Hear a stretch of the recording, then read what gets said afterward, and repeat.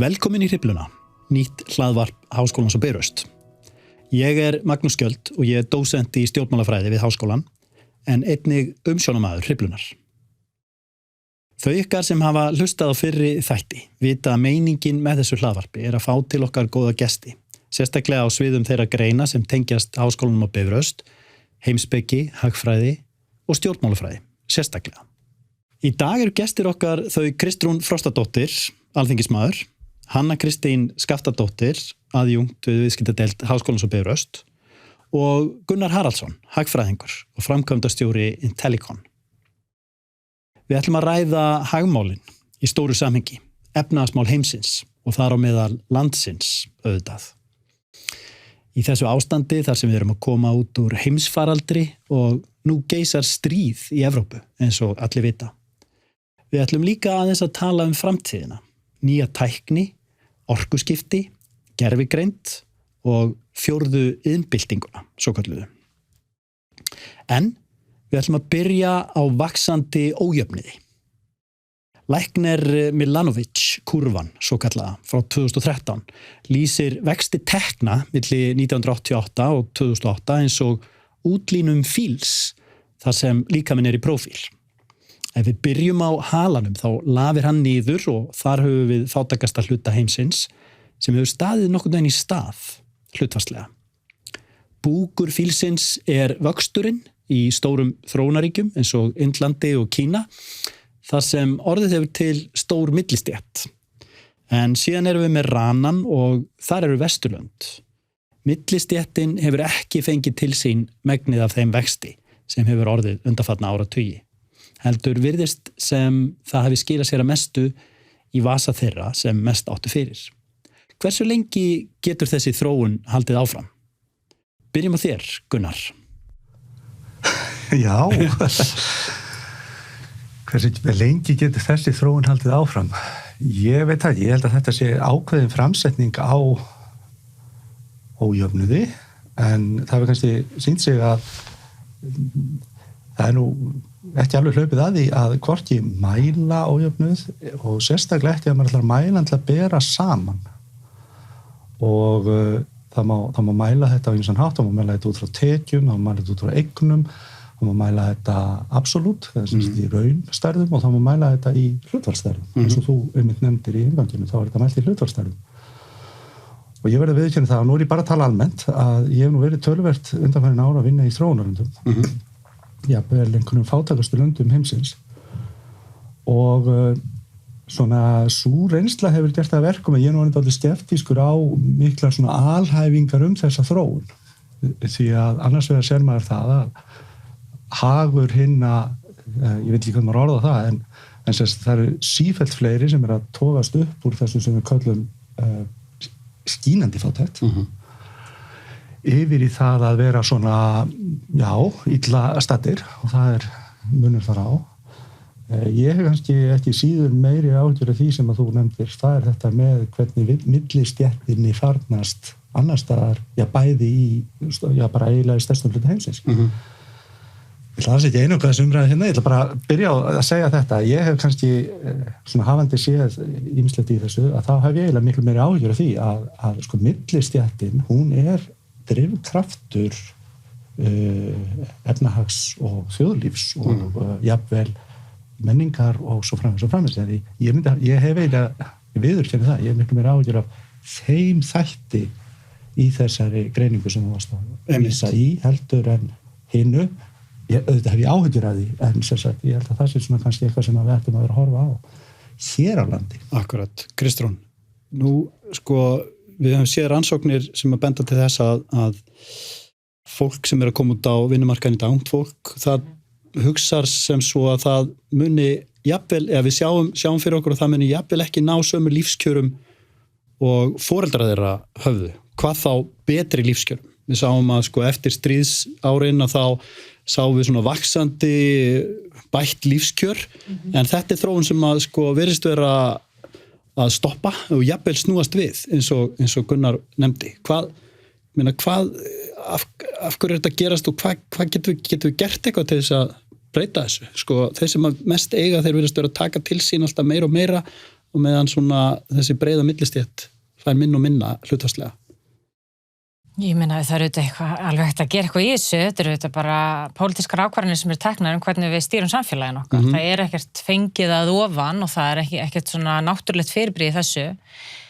Það auðvitað oft hefur verið að vitna til þessara rannsókna sko, svo ég leyfi mér að vera hagfræðingur frekar pólitíkus hérna, þá er oft verið að horfa til þess að Bandaríkin sko, sem er svolítið svona öfgafullt dæmi í ríku löndunum, þar sem að hefur til dæmis bara sést mitt þetta með lífskjara hérna framfæriðnar að þessar kynslóð sem í dag eru ekki upplifa þar sem að foreldrar eru upplifu og það er þessi stöðnum til að mynda í launakjörum hjá millistétt og þess að þar. En auðvitað er þetta að horfa víða annars staðar og það er alveg hægt að horfa til Ísland sko, þessi umræða, ég geti að mörguleiti tekið undir með Gunnari, sko, þetta er auðvitað ekkert svona klift og skorið þegar kemur að ójöfni. Það er oft til dæmis hort á Íslandi á tekjuójöfnuð sem er mjög lítill hérna miðað við í öðrum löndum, en í dag er það samt þannig sko að það er eignaójöfnuð sem fólk hefur mestar áhyggjur af. Mæleiningar á eignir er til dæmis mjög lélegar. Við vitum mörguleiti ekki nákvæmlega hver á hvað. Partur af því er meðal annars að því að skattkerfið okkar er hannað þannig að við fylgjumst rosalega vel með launafólki en miklu minna með eignafólki. Þannig að það er ekki allt uppgefið, hlutirnir eru ekki gefnir upp á markaðsvirði og það er erfiðara að vera með yfirsýn yfir það. Og samt eru þetta þættir sem að geta til dæmis ákvarðað í rauninu kaupgetu þín í framtíðinni. Ef þú ert ungur einstaklingur, ert á 500.000 krónum á mánuði, 25 ára gamall, þá er þín staða í lífinu allt öðruvísi ef þú ert að leigja, en ef að foreldraðinir voru kannski ekki eins og eignamiklir en auðvitað nógu miklar eignir til þess að aðstoða við að komast inn á húsnæðismarkaðinn og afborganir eru sko lægri á mánuði. Þannig að þessir mælikvarðar eru þetta mjög afstæðir, hvar þú grípur niður, hvers konar kaupmátt þú ert að mæla.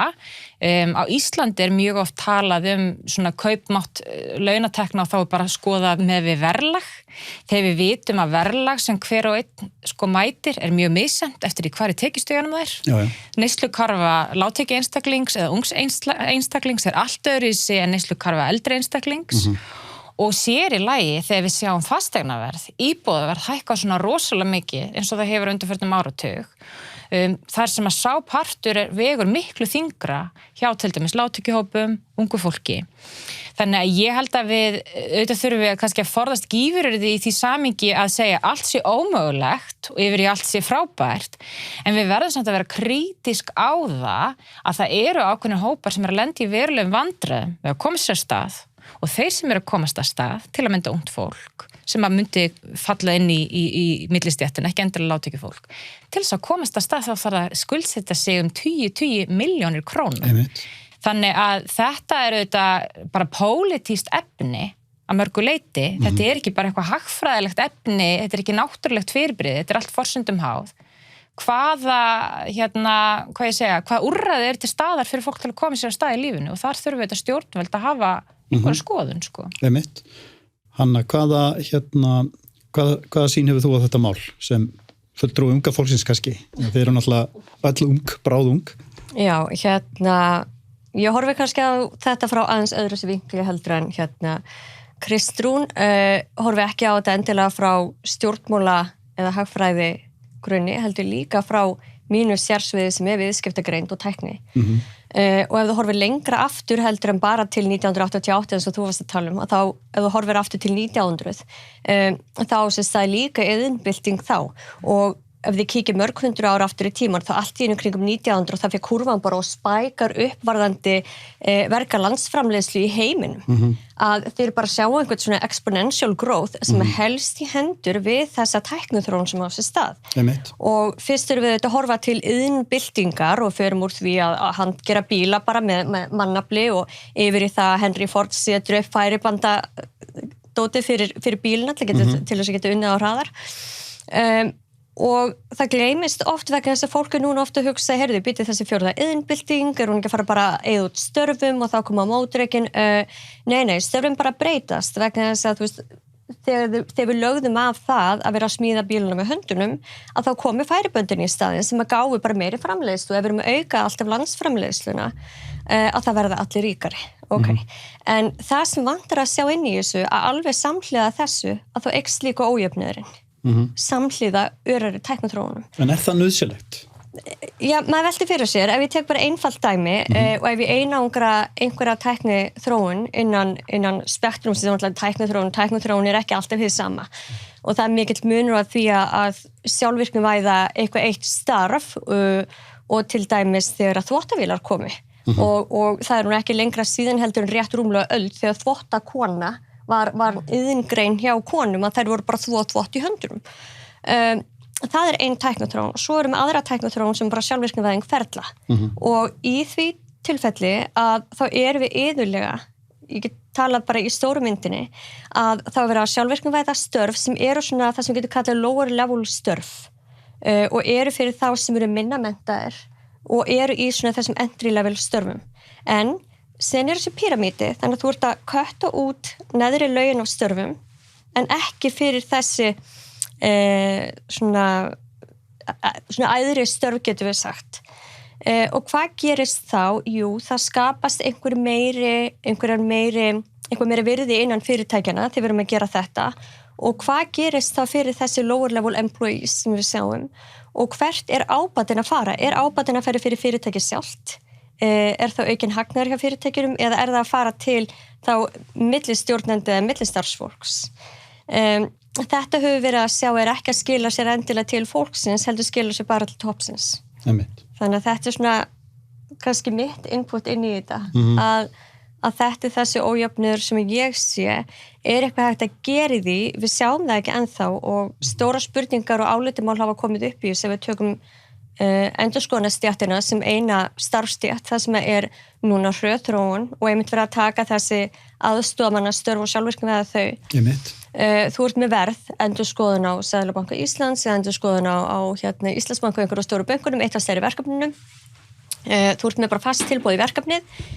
Íslandsbanki hefur kannski greitt svipa verð, í síðastliðin 10 ár, nú ert búin að sjálfvirknivæða segjum 30% af störfunum og þá ert að útskulda færri tíma til bankans, en þú ert samt með fast tilboð. Já. Hvert fyrir ábatinn?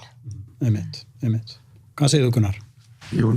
Já, ég veit ekki, mann dettur margt í hug, en það má heldur ekki glemast að ábatinn af tækniframförum, hann fer víða, og störfin ekki búin til fyrir fólkið í sjálfu sér. Og mér bara hugsað til þess að það orðið þannig til dæmis í Bangladesh, það sem ég hef verið töluvert, Já.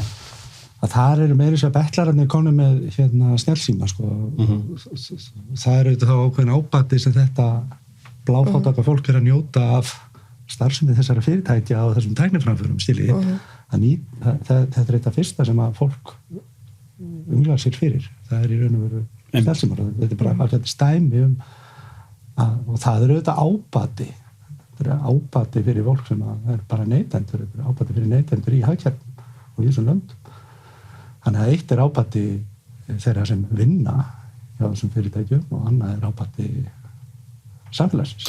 En ástæða til þess að óttast störf og hvað verður fólk sem að missi störf út af tæknibreytingum? Ég veit ekki, og mér oft hugsað til þess, þetta örugglega lygi, þetta ágætis dæmisaga þegar Nixon fór til Kína og Kínverjarnir fóru að sýna honum þar sem þeir voru að byggja stíflurnar og þeir horfðu svona yfir svæðið og hann alveg aragrúa fólki sem að hélt á sem sagt svona yfir axlirnar á svona til að bera burtu moldina og svo voru þau með skóflur og Amerikanarnir sögðu, heyrðu, við getum bara selt ykkur gröfur í þetta og þá sögðu Kínverjarnir, nei, það sé það til bara það að við gerum þetta svona, gerir það verkum að skapa bara störf fyrir 10.000 manns og þá sagði einn hann að sagði, já, ekkur látið þið að hafa skóflur.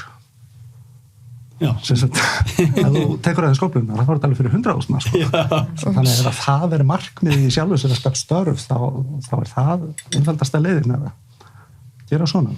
Já, en þetta alveg þekkt og það sem kemur fólk með þessi mótrök og segir, já, það skapast ný störf og það rétt, að það skapast ný störf, þannig þegar störf þeirra sem eru í þessum einfaldri störfum, það skapast bara ný störf eins og með bandaríska herinn. Að þá að byrja að senda inn dróna í stað að senda alltaf inn landgönguliða og það eykur öryggi mannfólks að bæta inn tækninni en það samt þessi ójöfnuður þó sem við sem líka bæta öryggi í leiðinni að þá samt aukin fjárhagslegur ójöfnuður á milli aðila. Er eina leiðin að hækka skatta á þá ríkustu, Kristján? Hvað var ég þessi spil? Mér langar endar aðeins að hann Hvers vegna skildir þú fá þessa spurningu?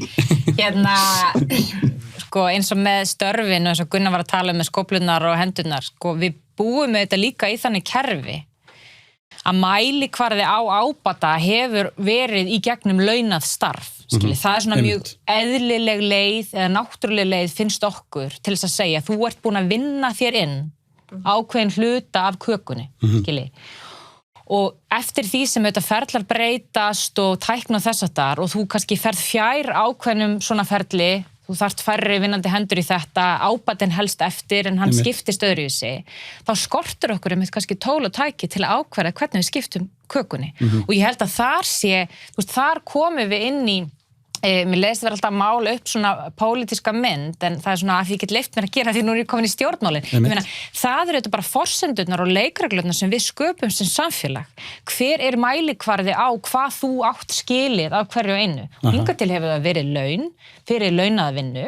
Ef að sú vinna breytist og eðli hennar, þá þurfum við eðli málsins samkvæmt að breyta þess leikreglunum og þar komum við kannski að, þú veist, svona bakdæra meina spurningunni, við þurfum auðvitað að endurhugsa þessar leikreglur og þar bera stjórnmálamenn auðvitað ríka ábyrgð vegna þess að kerfin okkar, eins og ég sagði hérna áðan, þau kom ekki af himnum ofan, meira sem markaðir eru ekki náttúrulega fyrirbrigði, frjálsir markaðir eru skapaðir af lögum og reglum sem gera fólki kleift að verja eignir sínar með eignarrétti, stunda heilbrigð viðskipti og þetta er regluverk sem hefur mótast í gegnum árin og aldir og þess að þar. Nú erum við komin á annan stað og það þarf að velta fyrir sér, þarf að eiga við regluverk, þarf að eiga við lög og þarf mögulega að eiga við það hvernig auðæfum og ábata er skipt með einhverjum þar sem að sumir kalla inngrip en er ekkert annað en bara aðlögun, skilur okkar kerfis að breyttum háttum í samfélaginu.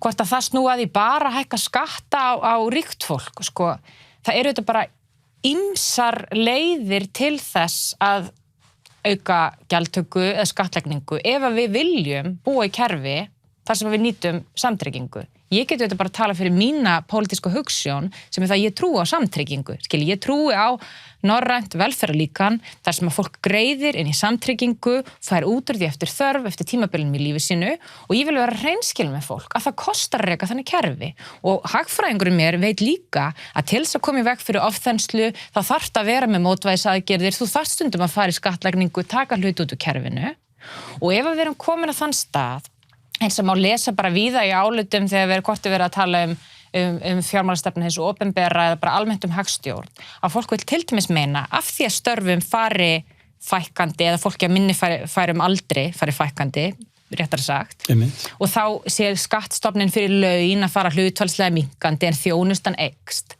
auðvitað verðum við þá að huga að öðrum leiðum til að skattleggja og þá þurfum við að taka pólitíska ákvörðun hvað finnst okkur sanngjarnt sem samfélag hverjir eiga að bera þær byrðar sumir tala fyrir því að auka vægi neysluskatta sem ég er á móti vegna þess að þetta eru flötustu mögulega skattar sem getur lagt á fólk það borga allir sama skattinn eins og vaskin óháð getu það er hægt að tala um eignaskatta auðlindaskatta en það liggur alveg fyrir að það þarf að endurskipuleggja skattkerfin til framtíðar til þess að standa undir þessari breyttu heimsmynd og að öðru leyti munum við lenda í vandræðum og þá er þetta að nota samtrygginguna til þess að kannski, hvað ég segja, brúa bili tímabundið milli svona tímabila af því að það er mjög hættulegt við komist á þann stað að hópar setja sig á móti tækniframförum og breytingum, nauðsynlegum breytingum á kerfin okkar vegna þess að til skamstíma eru ákveðnir einstaklingar sem eru á jaðrinum sem vissulega líða fyrir það og við erum að hjálpa þeim einstaklingum hvort sem að það sé ungt fólk eða eldra fólk sem er að ljúka sinni starfsæfi, að geta þó lokið sinni starfsæfi með reisn og fá stuðning við það, endurþjálfum hvað svo sem er, svo það kom það ekki veg fyrir að það skapist tækifæri í þessu. En erum við ekki með ákveðin svona, hvað ég að segja, ómöguleika í gangi í samtímanum vegna þess að við erum með svona dálítið opið hagkerfi, hnattrænt, en við erum með þessi ríki sem að búa við alveg gríðarlega ólíka efnahagslega getu og bara svona efnahagslíf og ríkidæmi og bara sko ólíka hvað ég segja, ólíkt ríkisvald og ólíkar valdheimildir ríkisins og er ekki sko, þú veist sko, erum við ekki bara skjóta okkur dálítið í fótinn með því að skattleggja fjármagnið á einhverjum einum stað að því að fjármagnið getur þá bara farið eitthvað annað. Er það ekki það sem gerist? Hinir ríku munu finna leiðir til þess að komast undan þessum skattum. Hvað segir það? Er ekki bara þetta alþjóða kerfi mein gallað þegar kemur að dreifingu fjármagnsins? Vilja ég tekja þetta? Ég var að tala. Eða ekki? Gunnar? Og ég gæðis hugsa, er ekki einhver annar tilbúin Ég veit ekki, ég held að ég hreinlega veit ekki, ég held að við megum svona að passa okkur á því að málet ekki of svona, það má ekki einfalda hlutina of og jú, ég held að segja mikið til í því að þeir allra ríkustu, þeir mun alltaf finna einhverja leiðir til að hafa það gott áfram, sko, eða einhvern veginn koma peningum undan einhver slíku, en við megum heldur ekki gleyma því að sko ástæðan fyrir því sem ég byrjaði að tala hérna, sko. Ég held að eina aðal ástæðan fyrir því að heimurinn hefur þó breyst til hins betra og ég hef fulla trú á því að hann gerir það áfram, að það hefur einmitt verið þessi alþjóðaviðskipti og maður sér þetta bara þessi munur sem var, þetta er ekki, maður er orðin það gamalt, sko, mamma, þá var það að tala þriðja heiminn og eitthvað svona, þetta er orðin miklu flóknari mynd í dag heldur en var. Þetta er ekki lengur þannig að maður geti flokkað þjóðir og samfélög alveg í þetta einfalda, þessar einföldu flokka, þetta eru þjóðir sem að hafa aðgang af þekkingu og kapitali og einhverju. Kjarnin? Það er bara hérna þannig, núna er þetta bara þannig að maður eiginlega sama hvað maður fer í heiminum, fólk hefur aðgang að upplýsingum, fólk hefur aðgang að öllum þeim bókum og slíku sem og upplýsingum, það hefur aldrei í heiminum trúlega verið jafn mikið aðgangur upplýsingum. Þess ég er aðeins hræddur við það að mér minnir það sig þannig að þegar fyrri heimsstyrjöldin skellur á, að þá gleymist stundum að árin þar á undan voru einhver mestu uppgangsár í alþjóðaviðskiptum sem þekkjast. Og ég held ég farið rétt með að hlutfall alþjóðaviðskipt af heimsstyrjöldinni hafi ekki náð sama marki og 1914, þegar stríðið kemur út, fyrir 1971 eða eitthvað slúðis. Þannig að það tók rosalega langan tíma vinda ofan af kreppunni. Vinda ofan af, ekki bara kreppunni, heldur vinda ofan af þeim aðgerðum sem gripið var til, þegar allir fóru að loka sig af og tala um þessa hræðilegu alþjóðavæðingu og störfin væri að hverfa og þetta væri allt komið hingað og þangað og menn hefði ekki stjórn á þessu lengur og svo framvegis. Þannig að þetta er nú bara svona mitt litla einslag í þessa umræða. Ég held við verum aðeins að passa okkur. Það er líka hægt að hafa áhyggjur á hinni hliðinni, sko. Og maður sér þetta dálítið núna að fólk er að fara að tala svona dálítið aftur, sko. Nú skulum við stoppa þessa alþjóðavæðingu en svo kemur maður til þess að landa í Asíu og Afríku jafnvel, þar sem maður sér að það er akkurat þessi alþjóðavæðing sem er að lyfta fólkinu upp, sko. En er það eitthvað skrítið? Í ljósið þess að við tölum hérna í upphafi, sko, með sko stöðnun á vexti tekna millistéttarinnar. Er nokkuð skrítið að þessar raddir fái hljómgrunn hérna á Vesturlöndum? Það sem að við sjáum, ég skilða vel að þeir sem að hagnast á hnattvæðingunni að þeir séu punkturinn mér áðan var akkurat sá að við mögum ekki glemma því að við erum að gera það líka og ég er ekki svo gáður en ég var að tala við mann daginn sem er mjög gáður og ég fór eitthvað að væla yfir því í einhverjum misskilni romantík að ég sagði svona, hvað eru dómkirkjurnar, þú veist, á miðöldum byggður svo rosalega dómkirkjur. Og við gerum ekkert svona, við erum bara í einhverjum leiðindum. Og þá sagði hann, heyrðu, geimferðirnar eru dómkirkjur okkar. Allt inni bara, yes, þetta er alveg rétt. Við tökum upp bara í vasanum okkar tæki sem er bara eins og gottnesk kirkja. Þetta er svo flókið, þetta er svo magnað tæki. Og maður sér þetta út allan heim núna. Það er alveg sama í hvaða fátæktar bælið þú kemur en maður leyfir sér að tala þannig. Og þetta er eitthvað eins og ég sagði á þetta eru okkar, þannig að þegar við erum alltaf að segja að millistéttin er farin að hafa það verið að vera kannski einhvern veginn hlutfallslega en ég er bjartsýn. Ég ætla ekki alveg að taka undir þetta sé bara við séum öll á leið til glötunar hérna við þessi marghataða millistétt. Einmitt, tæknin, hún að bjarga okkur? Já, ég segi ekki annað. Ég bara að segja að ójöfnuðurinn hefur aukist og ég ekki að segja þetta sé slæmt. Ég vinn við þetta, ég starfa við þetta og ég að kenna þetta. En ég held að það sé líka ein leiðin fyrir okkur á Íslandi sem höfum menntakerfi og sérstaklega háskóluna þar sem einstaklingur að borga 75.000 krónur fyrir heilt ár af háskólanámi. Að það held ég að sé ein af leiðunum til þess að stemma stigum við þessu að bæta gæði háskólanáms og koma meira inn tækninni og þessari hröðu þróun vegna þess að nemendur í dag eru ennþá bara að læra texta og bók og mikið af upplýsingum sem kannski nýtast þeim ekki þegar koma út af vinnumarkaðin og þeim bara mætir einhver sjálfvirknivæðing ferla og einhver gervigreind sem það hafa engin skilið að kunnáttu á.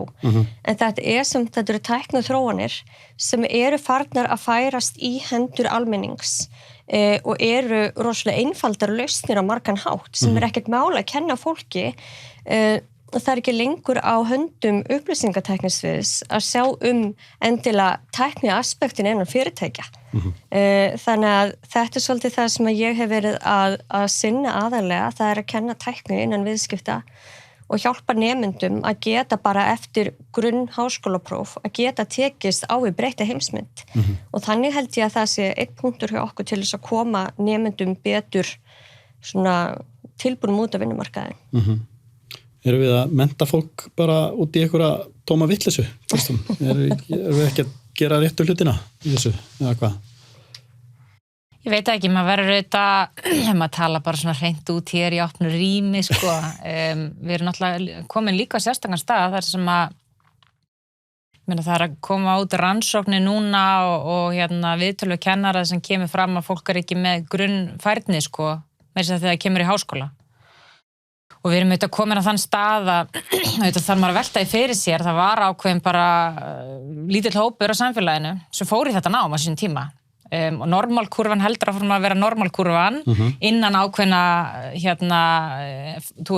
innan ákveðnar færni og fólk með færni á ákveðnu sviðum og það líka mjög misjafnt og ég held að þrátt fyrir þessi umræðum tækni sé alveg rosalega mikilvæg og ég held að þessi gríðarleg tækifæri í þessu það megum við heldur ekki gleyma því að það eru líka ákveðin tegundir starfa í iðnaði og þar sem einmitt svo sem tæknin að koma inn líka en það sem maður reynir kannski ekki eins mikið á svona bóklega færni heldur líka hvernig þú bara notar hendurnar og svona handverk og þess áttar og fólk hafi önnur tækifæri til að taka þátt í samfélaginu en bara í gegnum háskólastigið af því ég held að það hafa allir það sem hafa sinnt kennslu á háskólastigið sem átt að sjá því fólk bara mismikið í essinu sínu þar og þannig ég held að hvort við sem að mennta okkur út í einhverju vitleysu ég held að það þurfi bara að passa eins og Gunnar var að segja, að leita ekki að einhverjum töfralausnum Þú veist, við búum ennþá í bara fjölbreyttu samfélagi þar sem að þarfir fólks eru misjafnar geta fólks eru á misjöfnum stigum og við verum að gera fólki kleift að taka þátt í samfélaginu eftir misjöfnum brautum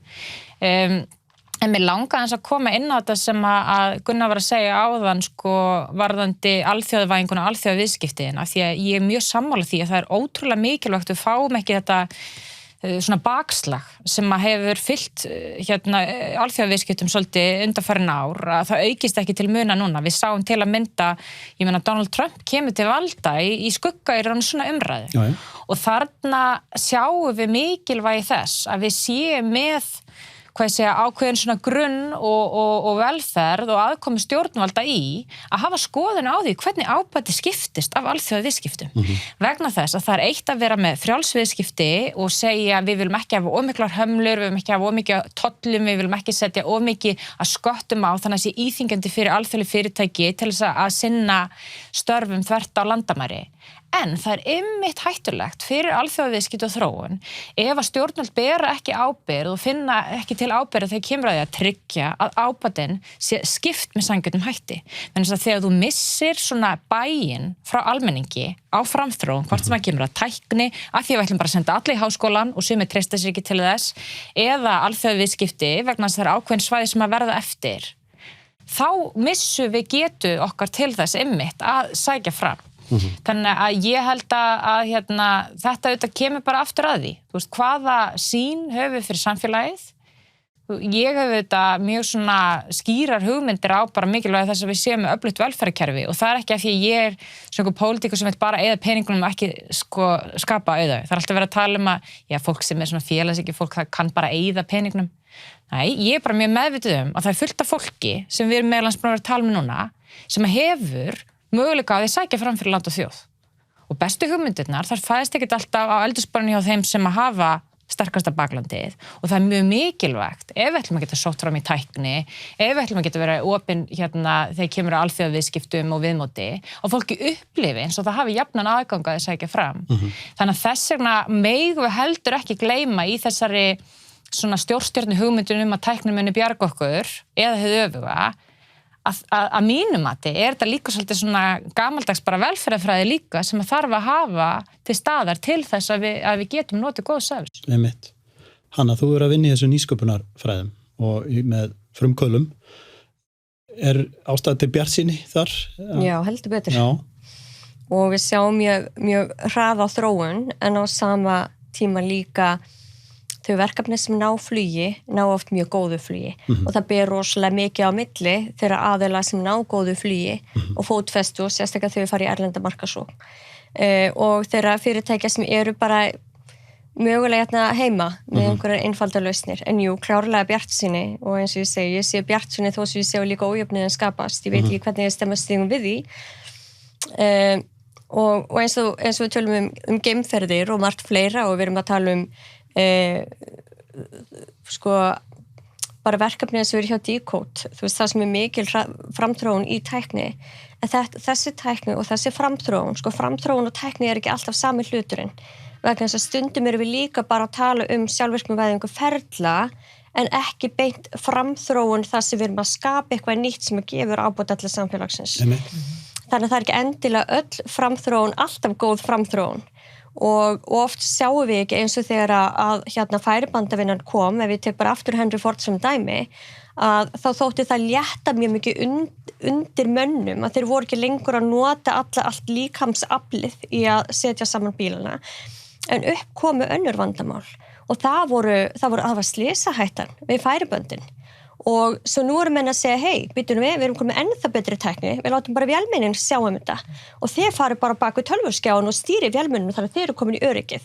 Þannig að það er alltaf verið að breyta einhvern veginn sýninni en við sjáum ekki og ég held við getum ekki í dag séð nákvæmlega fyrir hvaða áhætta er að skapast þá núna. Já. Vegna þess að við sáum þetta ekki fyrir með færiböndin, að þetta myndi skapa mikla slysahættu og setja velferð og öryggi einstaklingana líka í hættu. Þannig ég held að tíminn einn muni leiða í ljós hvað muni gerast í framtíðinu. Stutt síðan var verið að benda það að þessi tæknigeiri væri að verða fjórða stoðin í efnahagslífinu hérna. Er það tilfellið? Er það rétt? Já, er það ekki? Ég sá einhverju tölur hagstofunar þetta og Þetta er flokkað undir annað? Þetta er flokkað undir annað. Annað er að verða mjög stórt. Já, allir vilja eigna sér þetta annað. Já. En jú, ég held alveg örugglega, en svo er þetta líka, þetta sveiflast mikið milli ára vegna lyfjaiðnaðarins og svona, þannig að þetta er ekki alveg einföld mynd. Og ég meina, er ekki allir í einhvers konar hugverkaðina eða þannig, nánast? Erum við ekki að því hér? Ég veit það ekki. En við höfum verið það, síðustliðina áratugi. Og það má ekki gleyma því að ídeolíkja í endurskoðun og reikningsskilum að það skildi vera einhver svona heildstæð sjálfvirk endurskoðun á fyrirtækjum með gervigreind og róbótum er tilkomin frá árinu 1985 og fólk talar alltaf í dag þess að við sem að fara einhverja svona stafræna væðingu á hinu og þessu, við erum að tala um einhverja sjálfvirknivæðingu, við erum að tala um gervigreind, þetta er ekki ný hugtök og þetta er ekki ný tækni, mjög langt í frá, það er allt annað sem við erum að tala um sem er ný tækni. Þannig þetta er svona meira núna einhvern veginn að ná fótfestu og mér finnst það mikilvæg breyting hafa verið síðustu bara 3 ár og ég er búin að vera í þessum nýsköpunni geira núna í hátt í 8-10 ár 8-10 ár, ekki 8-10 ár ekki en þá og mér finnst svona síðustu 3 ár bara að hafa tekið mjög stórum skrefum og miklu fleiri í þessu, það eru þetta skattfrádráttur til fyrirtækja sem eru í nýsköpun og þróun hefur aukist og jókst einmitt á COVID-tímabilinu úr 20% endurgreiðslu yfir í 35% sem að gaf mikið og fleiri aðeinar líka meðvitaðar skattfrádrætti Það settu meiri peningu til tækniþróunarsjóðs, margfalt fleiri framlög, eða sem stærri framlög til þeirra. Þannig að það er líka svolítið verið að örva einstaklingarna til þess að fara í nýsköpunina af hinu opinbera. Við vorum aðeins að tala líka menntakerfi hérna á ann og kannski við verðum að mennta fólk fyrir í vitlausa hluti, kannski einhverju leyti, ég minna við erum náttúrulega með því hagkerfið í dag hérna á Íslandi, að við erum að sjá fyrir okkur vöxt núna og það er fyrst og fremst ferðaþjónustan, er það ekki? Hún er að komast aftur á skrið og byggingariðnaðurinn. Og í báðum þessum tilfellum þurfum við að flytja inn starfsfólk, er það ekki? Vegna þess að við erum ekki með fólk til að sinna þessu. Og það skapar þrýsting á húsnæðismarkaðinn. Hvað? Ég setjum spurning líka við byggingariðnaðinn. Já, ég veit ekki... Má maður segja já og nei? Já.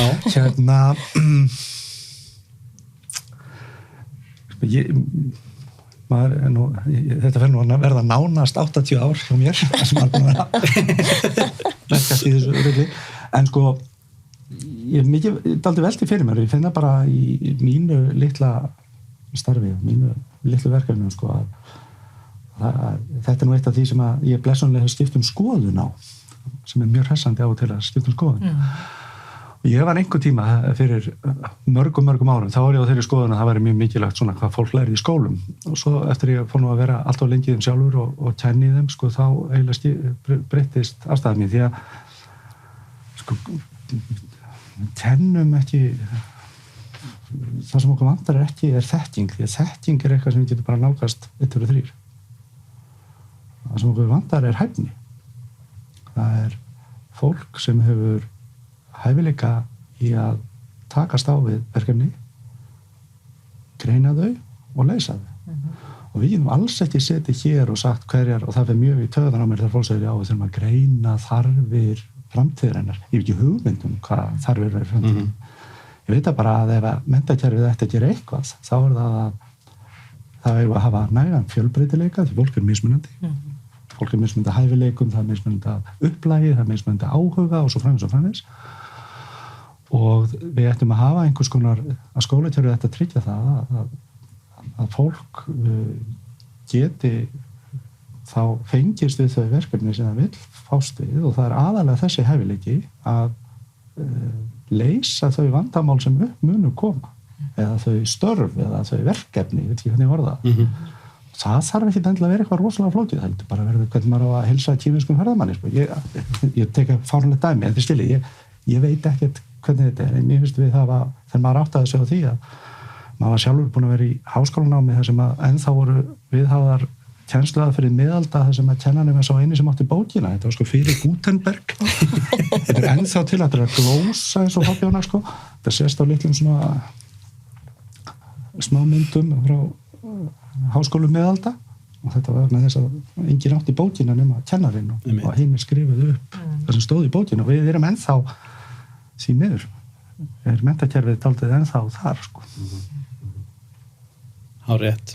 Við nefndum aðeins hérna áðan svona munin á vexti eigna og tekna og það væri auðvitað ekki sami hlutur af því við vorum að tala hérna vaxandi ójöfnuð en við sjáum annars vegar að til dæmis húsnæðismarkaðurinn ef við horfum á hann að húsnæði er alltaf að verða dýrar og dýrara, hvað hefur húsnæðisverð vaxið á bara síðustu 2 árum, er það ekki einhver 30% eða eitthvað fáránlegt Akkurat, en það eru 2 hlíðar á þeim peningi, annars ertu með það er erfiðara fyrir þá sem ekki eiga að komast inn á húsnæðismarkaðinn og tekur lengri tíma til að safna sig fyrir útborgun og þarf að hafa einhverja fjársterka aðila bak við þig og svona, þetta er svona, já, verður sífellt erfiðara og hins vegar ertu með þetta að þarna eru eignir fólks og þar á meðan millistéttarinnar að vaxa gríðarlega verðmæti. Hvernig leysum við úr þessari dílem? Af því að við viljum ekki að eignirnar okkar hrynji í verðgildi en við viljum líka að börnin okkar geti komist inn á húsnæðismarkað. Jú, en áður en að þær svara þessu þá ætlum ég bara að koma með þann punktinn í þetta og það fer aðeins í svona mér finnst það umhugsunarvert þegar að vera að tala svona hluti að auðvitað er þetta dýnamíst og það gildir alveg saman tekjujöfnuð og ójöfnuð að þetta er dýnamíst yfir ævi feril fólks þannig að þeir sem eru á ákveðnum aldri ekki óeðlilegt að þeir séu við einhverjar ákveðnar efnahagslegar aðstæður. Þessi skiptir máli svona hvernig þetta fer yfir lífsferilinn fólki. Ungt fólk ekki ungt fólk aldur og ævi. Það verður einhver tíma miðaldra og svo vonandi Guð lofar þá verður það fullorðið. Þannig að maður verður aðeins að horfa á þetta svona. Mér stundum eins og fólk tali hérna erum við bara með einhvern hóp og hann bara verður svona aldur og ævi. Þetta var lítið svona innskot áður en að það svara spurningunni sem þetta fram. Já, Kristrún, hvað segir þú? Já. Þessa dílemmu? Það sem að ég er kannski ósátt við þessu umræðu húsnæðismarkaðin það kemur svona mín gagnrýni á svona hefðbundna hagfræði. Ég veit ekki hvort að kalla þetta hefðbundna hagfræði lengur en það sem var kennt á sínum tíma allavega þegar ég var í háskóla. Það svona hugmyndir hvernig þú örvar og styður við hagkerfi og það tala að Seðlabankinn nú að stuðla að jafnvægi verðlaginu og svo þegar það þarf að örva hagkerfi þá það gert með að lækka vexti, svo að eignaverð hækki, svo að fólk upplifi auðugra. Sko flest fólk, venjulegt fólk, ekkert að flippa eignunum sem oft yfir lífið. Það vill bara kaupa kannski eina íbúð og fara í raðhús og ætlar að búa þar. Og það getur kannski upplifið sig auðugra þá að húsið sem það býr í hækkar í verði. En ef það ekki að selja til þess að vera að taka ykkur snúninga, þá fyrst og fremst finnir fólk auðvitað fyrir því á fasteignasköttum. Og svo þegar það loksins selur húsi, þegar það kannski skilur að detta á eftirlaun eða komin í á efri ár. Og þá, hvað gerist þá? Húsið selt og þá skapast ykkur arfur og þá fá þess sem að, yngri eru eignina. Og það getur verið mjög misjafnt eftir því hverju foreldrar þínir eru, í hvað hverfi þeir bjuggu og hversu stórt hús þeir voru og hvenær þeir komist inn á markaðinn. Þannig að þó ég er alveg sammála Gunnar, auðvitað er þetta dýnamískt. Vandinn þetta, ef það verður erfiðari og erfiðari að komast inn á ákveðnum aldri og ef þú ert lengur og lengur að borga skuldirnar af húsnæðinu, skiljið, vegna þess að húsnæðið getur hækkað í verði en ef maður að heyra sögur að því í dag að fólk að taka 60 milljón króna lán fyrir fyrstu eign, fólk að taka 100 milljón króna lán yfir annar eign, bara yfir höfuð að það sé lánagerði í kerfinu fyrir svona dýrum fasteignum. Þetta náttúrulega mjög sérstakt og þetta þýðir að fólk að borga þessi lengri tíma. Á móti getur sagt, ok, fólk kaupir bara og skuldsetur sig og horfir á þetta eins og leigu. Þetta bara fastar greiðslur og það skiptir ekki máli þó að nokkuð tíma regnast þetta. Ég áttam alveg á því að það bara það sem að mánaðarlega fara út sem skiptir máli og það að þú hefur aðgang og öruggu húsnæði. Vandinn að það eru ákveðnir hópar sem komast síðan aldrei almennilega inn á markaðinn og geta bara ekki tekið þátt í þessari eignamyndun. Og hin hliðin síðan svo að til hvers þetta allt saman? Til hvers erum við að örva hagkerfi í gegnum hækkun á húsnæðisverði? Það sem að fólk raunverulega vill bara búa í öruggu húsnæði og geta borgið ásættanlegt verð á því. Það getur verið leiga ef að leiguhúsnæði væri stöðugt og það væri aðgengilegt og auðveldara. Á Íslandi það þannig að fólk gerir það í gegnum með að kaupa húsnæði beint. Ég set bara spurningamerki við það að við erum að ganga í gegnum til dæmis ákveðna þenslu í dag sem fyrst og fremst drifin áfram á húsnæðisverði. Já, við getum alveg tekið húsnæðisliðin út úr verðbólgunni en þetta samt eitthvað sem hefur áhrif á greiðslur fólks í dag. Þetta hefur áhrif á fasteignaskatta, þetta hefur áhrif á afborganir og þess að þar. Þannig að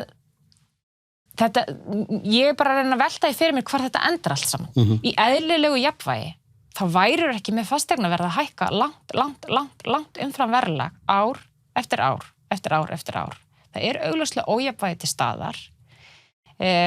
Já, einhver græðir á sig til skamstíma og einhver mögulega erfir börnin sín þegar það verður áttræðið. En þá í millitíðinni einhver annar sem í rauninni bara algjörlega mista lestinni. Þannig að ég veit þetta ekkert svona, kannski mjög skýrt svar.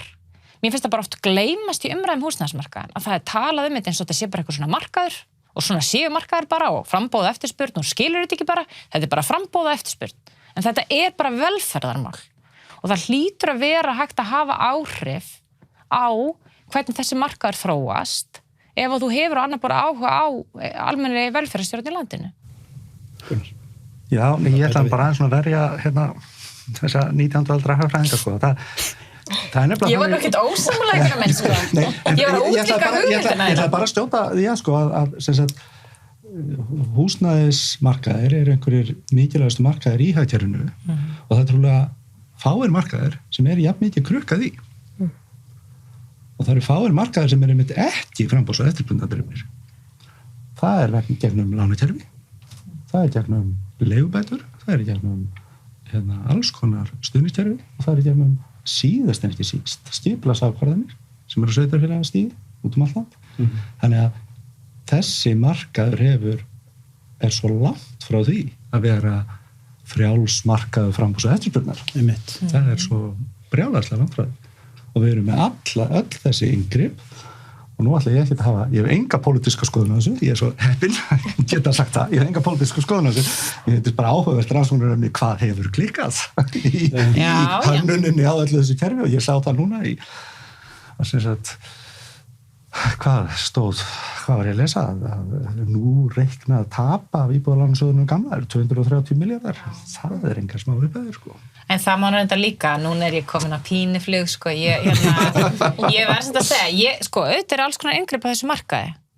Það sem mér finnst samt hins vegar athugavert að, ég meina, hér var ákveðið að lækka vexti út á COVID, út af því að fyrirtæki lendi í greiðslustoppi, að því að fyrirtæki þurftu fjármagn og þá var ákveðið að lækka vexti sem átti að fara á lækkun og greiðslubyrði hjá fyrirtækjum. Og hvað gerist? Þetta gusast í húsnæðislán. Þannig að stýringin er nú ekki meir en svo. Og ég er ekkert endilega að segja að stýringin eigi að vera þarna. Það sem að stýrir fyrst og fremst verðið á fasteignamarkaði er einmitt fjármagn. Ekki endilega bara fólk og það var ekkert allt í henni bara svona rosalega mikið meira af Íslandingum á landinu í COVID. Það voru peningar. Og auðvitað er það umhugsunar efni þegar það er farið í úrræði sem átt að beinast í eitthvað allt annað og það geti gusast inn á svona mikilvægan markað og það einhvern veginn bara segja engin neitt, gera engin neitt og það gerist ekkert í millitíðinni. Og síðan er það hitt varðandi Íbúðalánasjóð. Íbúðalánasjóð var náttúrulega stofnaður uppalega til þess að veita 90% lán til tekjulágra. Svo var tekin hér ákvörðun 2003 og hér þarf enginn að verja það neitt. Ég get bara sagt þetta að veita öllum aðgang að þessu. Þannig að þú getur auðvitað að fara í pólitískar ákvarðanir sem eru bara suicide og eru bara slæmar ákvarðanir.